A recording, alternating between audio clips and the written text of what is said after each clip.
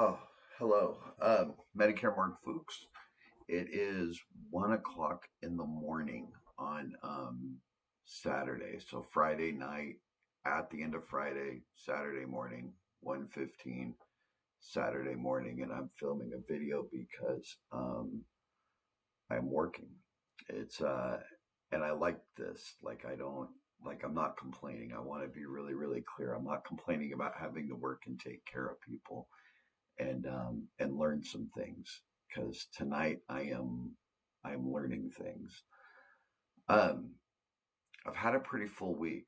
I've had a chance to talk to a lot of you this week, and it really has brought to light a lot of the challenges that are going on this year in in our state when it comes to Medicare Advantage plans, and so I felt compelled to jump on here and try not to rant, but also to just share with you what the view looks like, what it looks like from my eyes, because I'm in this all year long, and many of you know all I do is Medicare. I don't have any other.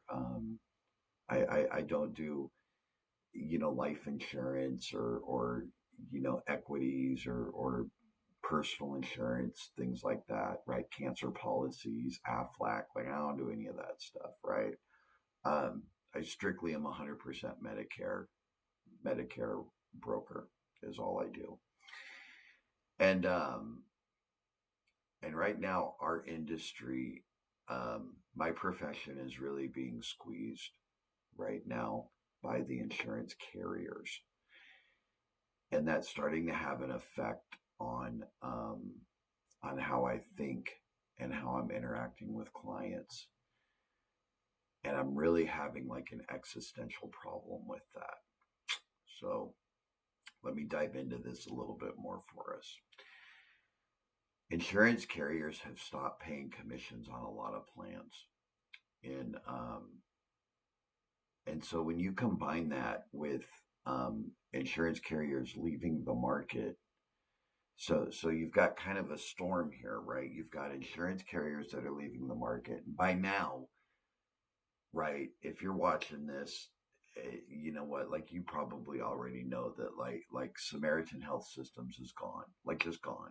Leaves 40,000 people in Oregon without a Medicare Advantage plan.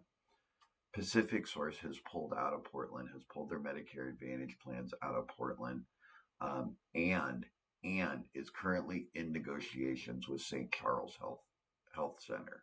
And for those of you that don't know, Pacific Source is a Bend-based company, and St. Charles is the hospital system in Bend, right?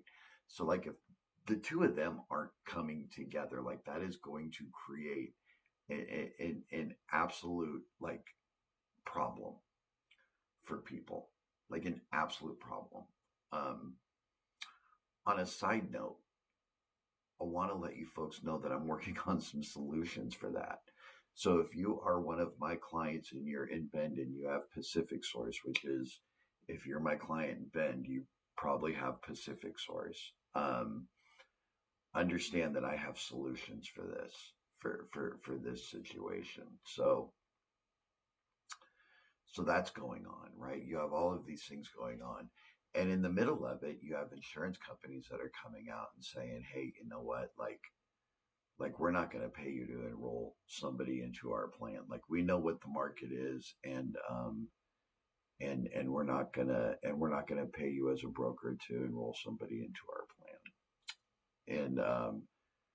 And into some of our plans, right? Some of our plans we will, some of our plans we won't, right? And so as a broker, like what am I like? What do I do, right?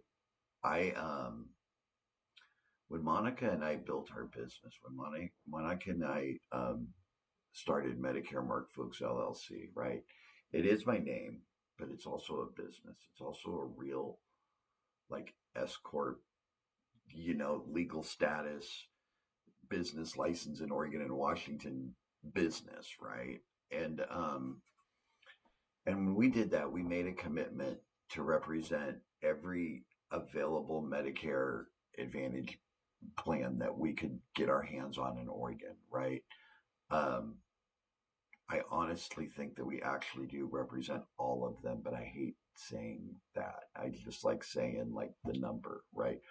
14 companies, 84 plus different plans, right? I don't like using words like all and every. I just the living in Medicare land has taught me not to use words like that. So I'd like to stick to maybe, sometimes, or depends. But I'm at a place where we have to be responsible to our company, we have to be responsible to our time, and we have to be responsible to our clients. And all three of those things are not in alignment right now. And it's difficult. It's difficult on my end to do this. And so Monica and I are in discussions and talking about how much effort and how much help can we give to people with prescription drug plans, because insurance carriers do not pay us for prescription drug plan enrollments. They just don't. Um, and there's a lot of work that goes into doing those properly, right? I had an opportunity to help a couple this week. I gave them all the advice. I looked everything up and then told them that they have to enroll themselves on Medicare.gov, and that's not necessarily easy for everybody to do, right? There are some people still in 2025 that don't own computers, don't have internet, and the most internet exposure they have is surfing Google on their phone, right? And so they really could use somebody like me to walk through that process. Plus, I like to do it to make sure it's done right, right? These are your prescription drugs. I like to do this to make sure it's done right. So I'm at a bit of a conundrum as your broker, as your trusted advisor, but also as a businessman and a husband and a father and a contributor to our community. Um, a good portion of what we earn goes back out into our community. Medicare Mark Fuchs exists to be of service to others. The business exists to be of service to people. And Monica and I made the decision a long time ago that once we hit a certain number of clients, everything after that goes back into the community, right? Once we're at a certain number, a certain dollar number, everything after that goes back into the community by way um, of hygiene products, um, move-in kits for people facing houselessness, um, um, man, 100 pounds of pinto beans and a bunch of cooking oil for Western farm workers. Um, the things Monica does and gets us involved in are just incredible, right? Lunch, dinners for seniors, things like that. And what's going on right now in the industry is going to make it tougher for us to do that. And I'm not sure where Medicare Mark Fuchs is going to go from here. I'm not sure what we're going to do from here, and I'm up at 1 o'clock in the morning thinking about that and reviewing that. So if you go to our website, if you go to MedicareMarkFuchs.com, you go to the top of our website. There's a survey for NABIP, which is an organization I'm a part of. And what that survey is, it's an anonymous survey, and it allows you to give your experience working with a broker, and was it a valuable experience? And I'd appreciate it if you go out and if you go to our website and fill that out, right? Call your legislators, call the people, Merkley and Wyden, right? Let them know that, you know what, my Medicare broker is helping. Our Medicare brokers are helping, and they deserve it. let your insurance carrier know that you know what they're doing to your broker. And and that's what we can do, right? A lot of voices make a difference. And so um, we will always continue to put clients' needs ahead of our own. As I said, the company exists to be of service, and that is not going to change. You may find that as we're going along, we have to make some hard decisions on whether or not we still represent certain companies. And that's gut wrenching for me to say. It's even more gut wrenching for me to do. But that just might be the economic reality that we're in right now. And so,